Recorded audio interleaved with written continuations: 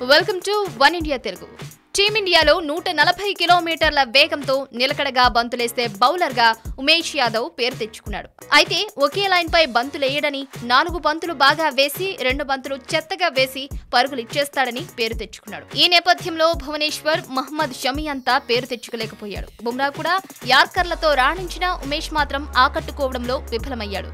వేగంపైనే ఎక్కువ దృష్టి పెట్టిన ఉమేష్ నెమ్మదిగా తన బౌలింగ్ లో మార్పు తెచ్చుకున్నాడు. నిలకడగా రాణిస్తూ ఆకట్టుకుంటున్నాడు. వేగంలో మార్పు లేకుండానే పరుగులు కట్టడి చేయడంలో ఆకట్టుకుంటున్నాడు. దీనికి కారణం దిగ్గజ మాజీ బౌలర్ జహీర్ ఖాన్ అని తెలిపాడు. జహీర్ ఖాన్ తన బౌలింగ్ లో లోపాలను సూచించి చేసిన తప్పుల నుంచి పాఠం ఎంత వేగంగా నేర్చుకుంటే అంత వేగంగా మారుతావని సూచించాడు.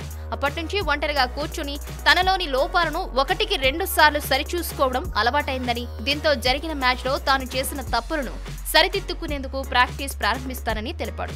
తన బలహీనతలపై దృష్టి పెట్టడమే కాకుండా తన బలాన్ని మరింత బలంగా మార్చుకునే ప్రయత్నం చేస్తానని చెప్పాడు. గతంలో కంటే ఇప్పుడు మెరుగ్గా బంతులు వేస్తున్నానని, బంతిని 2 వైపులా స్వింగ్ చేసే ప్రయత్నంలో ఉన్నానని ఉమేష్ యాదవ్ తెలిపాడు.